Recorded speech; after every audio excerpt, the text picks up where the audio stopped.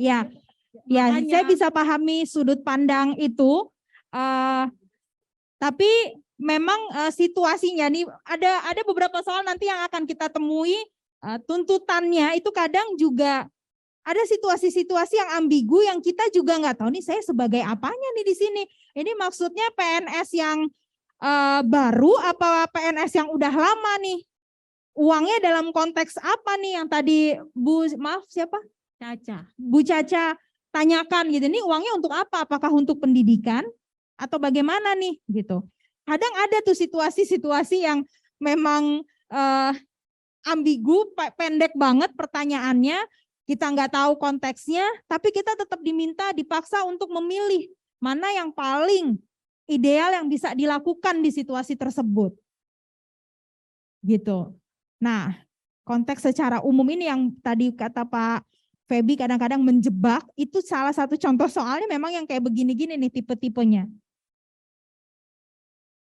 Menjebak soalnya dan menjebak jawabannya.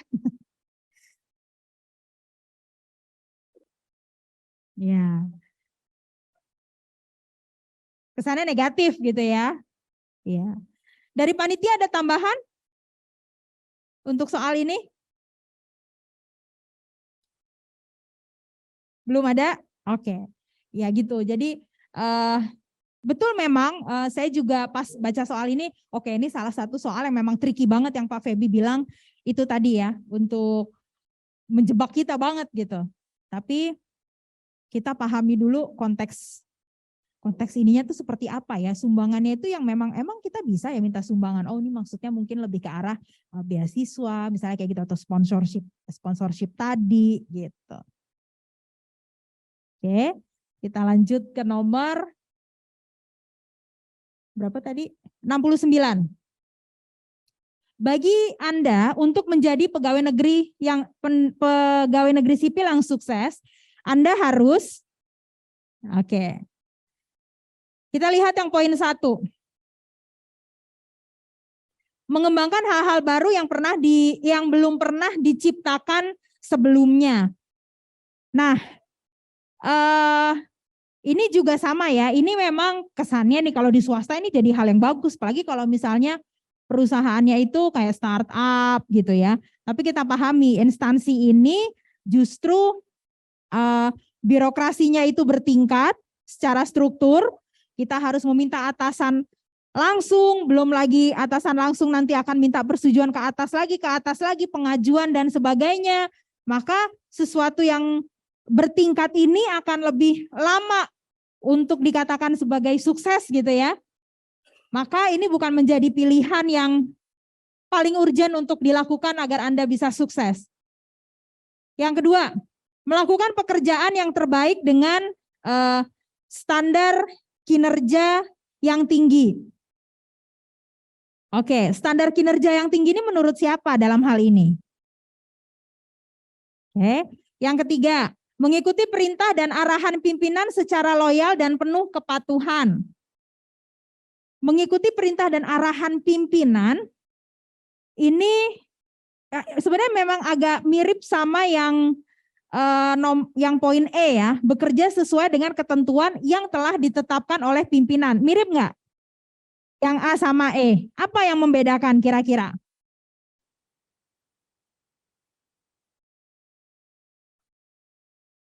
Betul, yang A maksudnya. Ya, yang A itu perintah dan arahan pimpinan. Kalau misalnya arahan pimpinan untuk melakukan korupsi, ya. Sementara kalau yang E bekerja sesuai dengan ketentuan, dan ketentuan ini sudah ditetapkan oleh pimpinan yang sudah disahkan gitu ya. Kalau yang A ini masih perintah ini lebih ke lisan ya ininya, asumsinya itu lebih ke arah sana. Kemudian mana yang belum kita bahas? Yang keempat, menciptakan hubungan baik dengan setiap orang, rekan kerja dan pimpinan. Yang tadi saya katakan tuh di awal. Hubungannya sih baik, temennya banyak gitu, tapi kerjaannya selesai apa enggak, sesuai dengan ketentuan apa enggak. Jangan-jangan dia menciptakan hubungan yang baik justru untuk melakukan hal-hal yang di luar ketentuan misalnya. Memang betul untuk membuka jaringan yang lebih luas, tapi yang paling Baik di antara semuanya adalah yang tuntutannya, bekerja sesuai dengan ketentuan yang telah ditetapkan oleh pimpinan. Oke. Nomor 70. Wah, waktu kita nggak terasa ya. Seseorang ingin mengirim hewan ternak, nah ini yang tadi saya bilang, ini situasinya urgent nih. Seseorang ingin mengirim hewan ternak melalui pelabuhan, tetapi tidak memiliki surat kesehatan hewan yang dipersyaratkan. Ternyata hewan tersebut merupakan pembawa penyakit menular dan harus dimusnahkan. Maka sikap Anda adalah langsung yang memusnahkan hewan tersebut sesuai prosedur. Karena ini menular dan harus segera dimusnahkan. Kalau misalnya kita yang meminta kepada pemilik untuk membawa kembali hewannya dengan syarat harus dimusnahkan. Kita nggak tahu nanti dia musnahin beneran apa enggak. Karena udah di luar pengawasan kita. Terus disuruh bawa balik, dalam perjalanan aja bisa jadi itu udah menularkan lagi ke banyak pihak lainnya. Kemudian jawaban yang poin 2, menginformasikan kepada atasan terkait kasus tersebut. Ketika kita sudah punya wewenang gitu ya, di pelabuhan gitu, kita lihat konteksnya di situ bahwa kita memang orang pelabuhan, dia nggak punya surat kesehatan hewan, situasinya juga hewan itu bawa penyakit menular, sudah ada ketentuan bahwa itu harus segera dimusnahkan. Ya kita punya wewenang untuk itu, maka bisa kita musnahkan dengan segera. Nggak usah lagi kita laporan, menginformasikan ke atasan, nanti laporan di akhir. Lalu yang ketiga, langsung memusnahkan hewan tersebut dan mengupayakan ganti rugi untuk pemiliknya. Biasanya kalau dalam situasi darurat seperti ini, sudah tidak ada lagi ganti rugi ya, karena memang itu jadi risiko si pemilik hewan itu tidak menjaga, tidak vaksin misalnya untuk si hewannya. Jadi nggak usah dipikirkan ganti ruginya. Kemudian menginformasikan kepada pemilik hewan ternak, hewan ini harus dimusnahkan dan tidak bisa dikirim. Kelamaan.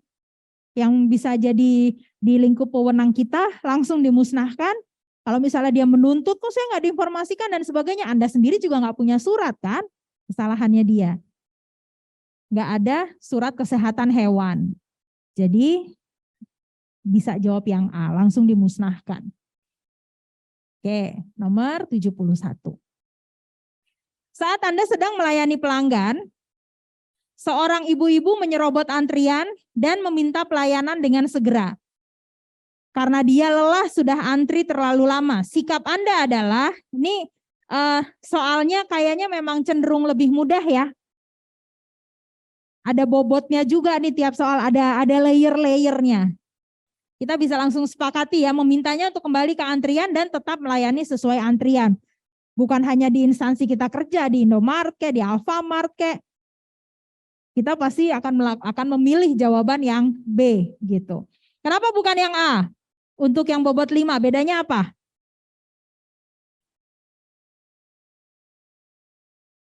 Ada solusi, situasinya juga lebih jelas ya. Ada aja kan misalnya, udah Bu, balik aja ke antrian. Tapi Bu mau berapa? Misalnya kan nggak tahu juga tuh. Karena nggak jelas nih. Tapi kalau yang B, ada yang lebih jelas lagi. Kalau ada, ini yang tadi saya bilang, kalau semuanya positif bagaimana antara 4 dan 5 positif. Nah kita pilih mana yang kira-kira bisa lebih baik di antara 2 itu. Ya kita tetap melayani sesuai antrian. Tambahannya adalah itu. Tentunya untuk CDE ini bukan pilihan ya. Kita udah bisa langsung coret tuh kalau untuk yang kayak begini. Oke, nomor 72. Seorang tamu datang untuk meminta pelayanan, tetapi dia tidak membawa syarat-syarat yang lengkap. Padahal dia datang dari tempat yang sangat jauh. Maka sikap Anda adalah yang satu, langsung memberikan pelayanan karena kurangnya syarat adalah hal yang biasa. Ya, ini yang harus diberantas justru ya. Enggak pilihan, ini bukan pilihan. Langsung memberikan pelayanan karena kasihan. Dia sudah datang dari jauh. Wah, nanti ada yang lebih jauh lagi. Ternyata. Anda pernah nggak mengalami situasi ini? Pernah. Lagi antri apa? KTP. KTP mah masih sekitarnya, Pak. Iya. Oke, di daerah mana, Pak? Remote area ceritanya. Oke. Ada lagi dalam situasi seperti apa yang pernah Anda hadapi? Urus BPJS. Di mana Pak? Rumahnya sejauh apa?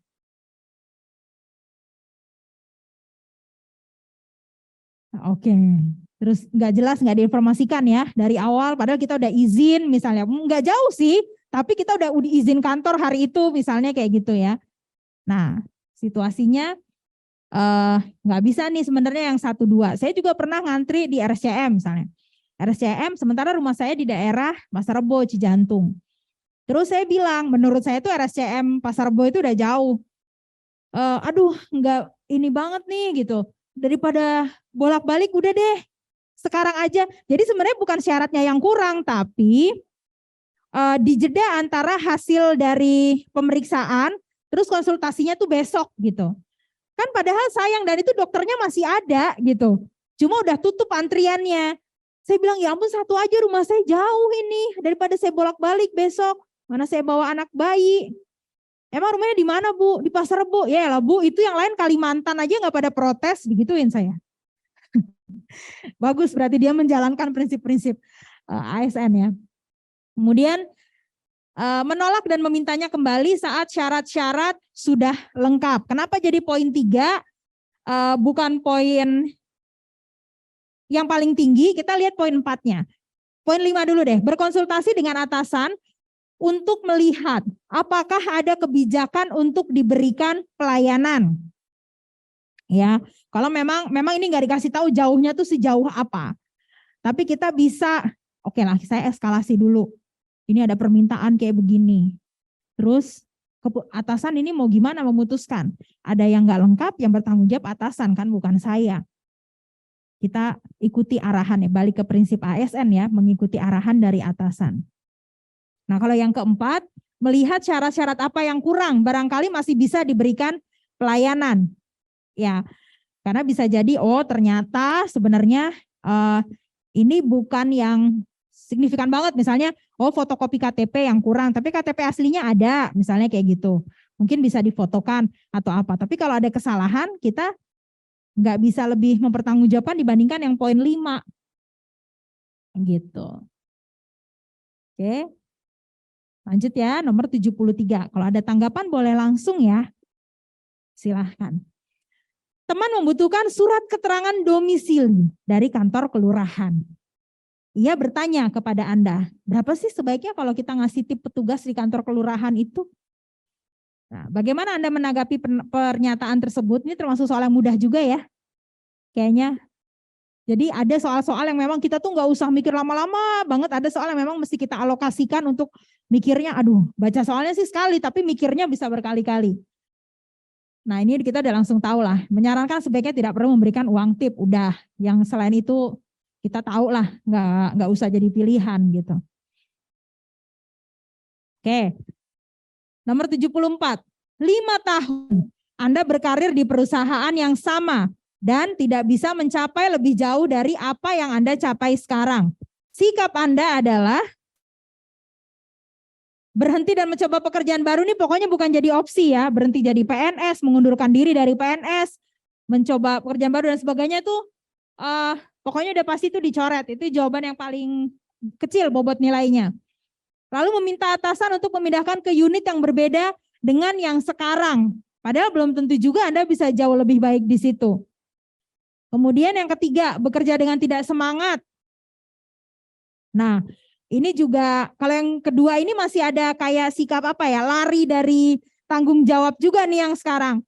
Sementara yang kerja sih kerja, tapi jadinya nggak semangat, tapi dia tetap kok menyelesaikan pekerjaannya, cuma jadinya nggak semangat. Gitu. Yang keempat, bekerja seadanya, yang penting pekerjaan selesai.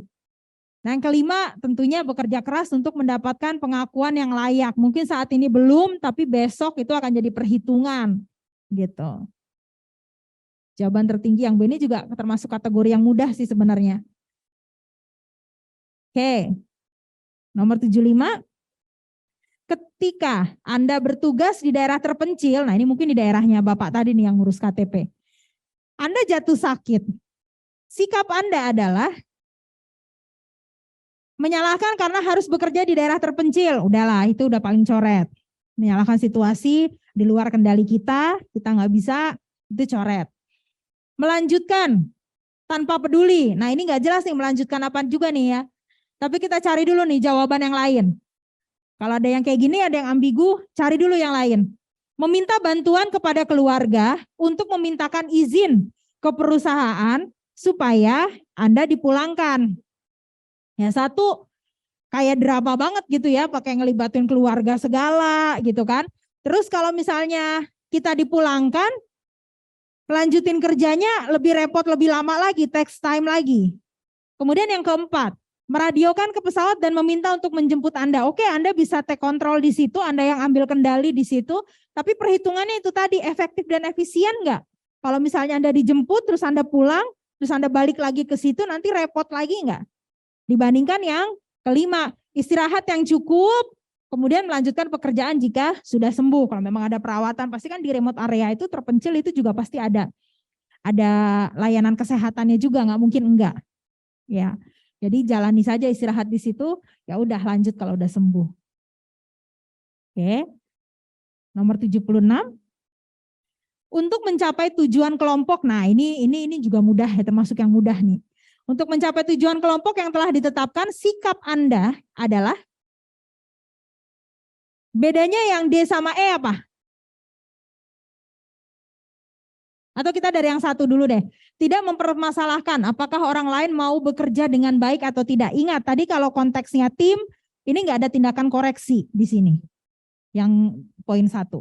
Kemudian yang poin 2, mendorong orang lain untuk bekerja lebih baik jika situasi memungkinkan. Ya kalau memungkinkan, terus kalau nggak memungkinkan tidak didorong gitu. Yang ketiga, orang lain bekerja dengan baik jika diperlukan. Terus kalau nggak perlu ya udah biarin aja dia jelek. Tidak ada tindakan koreksi. Ya. Yang keempat, mengajak orang lain. Bedanya apa yang keempat sama yang kelima? Kalau yang keempat cuma yuk. Ya. Kalau yang kelima dia stimulasi orang lain. Entah dia kasih challenge, entah dia kasih apa, stimulasinya pakai gorengan, makanan gitu misalnya. Stimulasinya. Ya. Kalau yang kelima cuma ngajak aja, ayo deh lebih baik lagi. Yang poin 5, ya bisa berupa pengarahan, ya stimulasinya bisa dalam bentuk apa? Gimana Pak?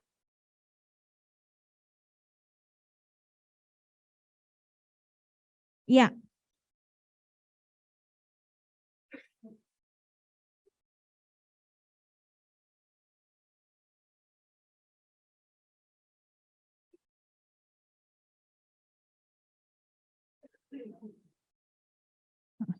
Oke.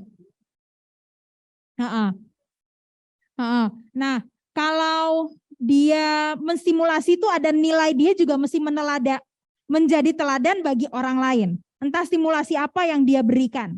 Baik itu tadi arahan, baik itu stimulasi berupa apa misalnya challenge dia kasih misalnya ke orang lain. Sementara kalau yang kalau yang mengajak orang lain itu ya cuma diajak aja. Yuk kita lebih baik lagi yuk. Iya yuknya tuh apa gitu. Caranya gimana?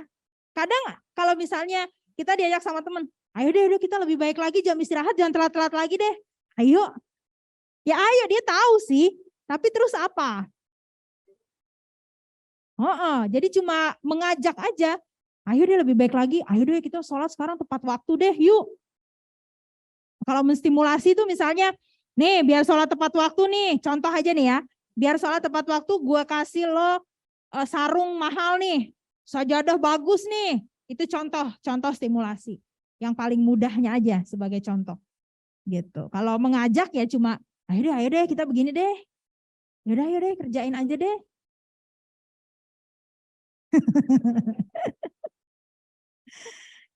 Sarung mahal ya Pak ya. Oke, nomor 77. Ketika sedang mengerjakan tugas bersama yang harus selesai pada hari itu, seorang teman meninggalkan terlebih dahulu. Nih kita lihat konteksnya ini juga teamwork ya. Maka sikap Anda adalah, ya udah sana deh pergi. Ya udah deh sana selesaiin. Tidak ada tindakan koreksi di situ ya. Kemudian memaksa untuk tetap tinggal. Nggak bisa dong lo, nggak bisa kayak gitu. Ada sih tindakan koreksi. Tapi pemaksaan. yang juga tidak menimbulkan kesadaran bagi dirinya. Yang ketiga, meminta pertimbangan teman yang lain. Yang keempat, membujuknya untuk menyelesaikan tugas, sementara bedanya sama yang kelima adalah memintanya untuk mempertimbangkan. Kalau yang keempat itu bedanya memaksa membujuk, memang lebih persuasif yang membujuk. Itu bedanya. Terus yang keempat sama yang kelima, bedanya apa? Kalau yang keempat, ayo deh, mau ya? Ya, udah deh masih di sini dong, jangan ini dong, temenin gua dong, jangan pergi, misalnya. Nggak maksa sih, pakai cara bujukan sih, tapi tetap orang itu tidak, secara konsekuensinya dia tidak lebih tahu dibandingkan kalau yang pilihan jawaban yang poin 5. Memintanya untuk mempertimbangkan. Emang itu nggak bisa ditunda yang di sana. Seberapa urgent sih? Ini tinggal sedikit lagi loh. Teman-teman juga nanti kalau misalnya satu pulang semuanya jadi pada pengen pulang misalnya gitu. Kita kasih tahu dampak-dampaknya kalau misalnya dia melakukan tindakan tersebut. Sehingga dia masih mau mempertimbangkan lagi. Gitu. Ada solusinya di sini. Oke. Lanjut bisa? Boleh? Ke bawahin lagi ya, nomor 78. Anda mengerjakan tugas koreksi laporan kantor yang harus selesai besok pagi, Tiba-tiba sahabat dengan muka cemberut dan tampaknya ingin curhat kepada Anda, maka sikap Anda adalah, nah ini juga nih, ini bisa jadi debatable sih sebenarnya. Tapi kita lihat yang pertama ini, poin 1, mendengarkan ceritanya dengan penuh perhatian, padahal kerjaan akhirnya terbengkalai. Lalu menanggapi dan memberi berbagai alternatif penyelesaian. Bagus sih, ada sih ke temennya itu ada, tapi ingat ada tugas yang harus selesai dengan cepat besok pagi. Lalu yang ketiga, meneruskan koreksi laporan dan tidak memedulikan keinginan teman saya. Dalam hal ini, kepedulian kita untuk membangun hubungan baik dengan orang lain jadi terabaikan. Lalu yang keempat, dengan menyesal tidak dapat mendengarkan keluhannya. Dan yang kelima, kita jadi multitasking. Gitu. Tapi kita bisa menjaga keseimbangan antara hubungan baik dan fokus pada pekerjaan. Tetap menyelesaikan pekerjaan. Kalau fokus nggak menjamin sih ya. Tapi bagian dari profesionalisme yang tadi udah kita bahas di awal adalah tetap menyelesaikan pekerjaan itu, tapi juga membina hubungan baik dengan orang lain. Idealnya kalau saya mungkin ya, Anda berpikir gitu, oh kalau saya ngapain yang kayak gitu? Udah aja pokoknya saya nerusin koreksi, misalnya yang B atau yang D. Aduh saya nyesal banget ya, pokoknya saya nggak bisa nih soalnya nih besok pagi. Mungkin dalam keseharian. Tapi tuntutannya tidak seperti itu yang diharapkan. Gitu. Oke, konteksnya adalah ini adalah tes yang melihat bagaimana sih konteksnya adalah harapan dari instansi ini apa sih terhadap Anda sebagai PNS nantinya. Nomor 79. Dalam melaksanakan suatu tugas yang dipercayakan kepada Anda, sikap Anda adalah selalu menunggu keputusan pimpinan, itu udah pasti coret ya. Walaupun memang kita nunggu arahan dalam situasi yang di luar wewenang kita atau situasi baru gitu, tapi kalau melaksanakan suatu tugas yang memang sudah dipercayakan, menunggu keputusan atasan ini jadi bikin lama. Lalu yang kedua, tidak berani mengambil keputusan sendiri, mirip sama yang nomor 1 ya, itu bukan menjadi sebuah pilihan. Yang ketiga, selalu mencari alternatif lain agar tidak mengambil keputusan sendiri. Selalu mencari alternatif lain agar tidak mengambil keputusan sendiri. Sementara yang keempat kita lihat dulu, menyadari bahwa keputusan pimpinan diperlukan jika keputusan tersebut di luar wewenang saya. Sementara yang kelima, berani mengambil keputusan karena sudah dipercayakan kepada saya. Sama kayak tadi yang di pelabuhan yang bakar hewan ternak itu. Itu nyambungnya ke sini. Ya udah dipercayakan, udah jadi wewenangnya dia. Ya sudah, lakukan. Gitu. Sementara kalau yang keempat, ini juga betul, menyadari keputusan pimpinan diperlukan jika keputusan tersebut di luar wewenang saya. Balik lagi ke ini, nomor 4 dan 5 adalah, ini dua-duanya positif nih, mana yang bisa lebih saya pilih untuk poin yang lebih tinggi daripada yang satunya. Maka Anda pilih yang D. Ini dua-duanya positif. Oke, nomor 80. Dalam suatu kepanitiaan di tempat kerja, tugas yang diberikan kepada Anda hasilnya kurang maksimal. Ya, suka jadi kepanitiaan? Suka nggak? Nggak suka sih, tapi terpaksa, Bu. Nah, tugas Anda sangat menumpuk. Mana nih? Salah. Hasilnya kurang maksimal. Meskipun Anda sudah berusaha, anggota lain menilai Anda tidak mampu bekerja. Sikap Anda adalah tersinggung, udah pasti dicoret. Ya, ini ke emosi banget ya, reaktif. Lalu sulit mengakui penilaian tersebut. Coret dulu karena jadi masih defensif. Kemudian menyangkal penilaian tersebut defensif juga. Terus 1, 2, 3, 4 berusaha menerima penilaian tersebut nih masih berusaha. Sementara kalau yang 5 udah langsung menerima. Dia sih emang kurang maksimal. Udah. Itu yang satu kata tapi membedakan bobot ya.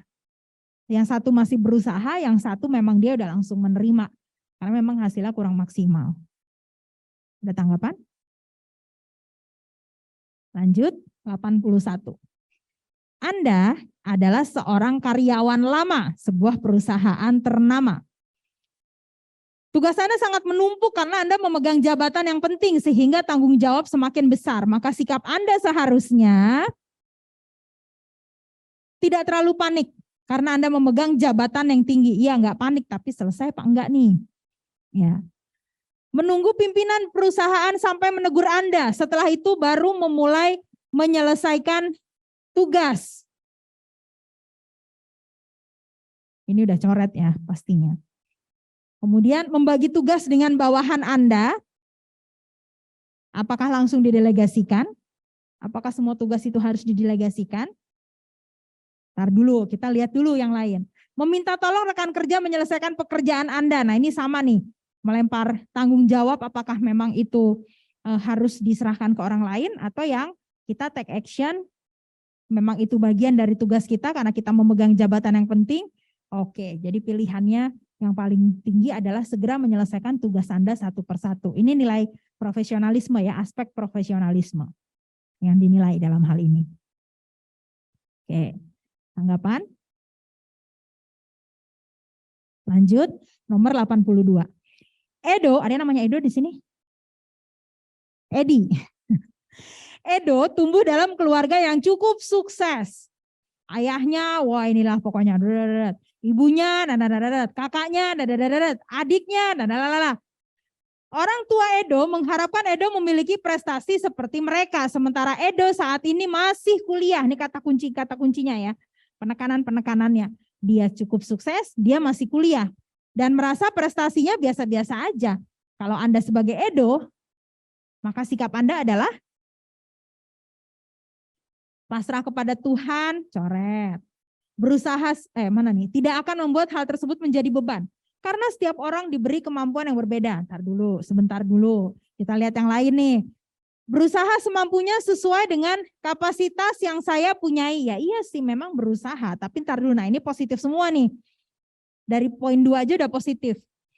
Yang keempat, mencari mentor agar prestasi saya menjadi naik. Sifatnya masih bergantung pada eksternal. Motivasinya masih eksternal. Kita lihat yang A. Memacu diri agar berprestasi sebaik mungkin agar tidak kalah dengan saudara yang lain. Oke, ini udah motivasinya ke internal. Jadi jawabannya yang ini. Itu langkah-langkahnya. Ada tanggapan? Oke. Nomor 83. Dalam kaitannya dengan perubahan, nah ini juga soal yang mudah ya. Secara umum saya dinilai sebagai orang yang cenderung kurang aktif udah pasti coret. Mempunyai pergaulan yang tidak luas di masyarakat udah pasti coret. Mempunyai keinginan tinggi untuk mengetahui kegiatan orang lain, kepo. Yang keempat, butuh waktu untuk bergaul. Ya, butuh waktu itu berarti lama beradaptasi. Yang tadi saya bilang, semua orang mungkin memang bisa beradaptasi, tapi yang satu bisa lebih cepat langsung tahu dia tuntutannya seperti apa, harapannya gimana atas dirinya, sementara yang satu mungkin membutuhkan waktu lebih lama. Nah, maka jawaban yang ideal, yang paling baik di antara semuanya adalah yang A. Mudah menyesuaikan diri dengan lingkungan yang baru. Suka ada bonus-bonus soal yang kayak gini nih, yang gampang-gampang nih.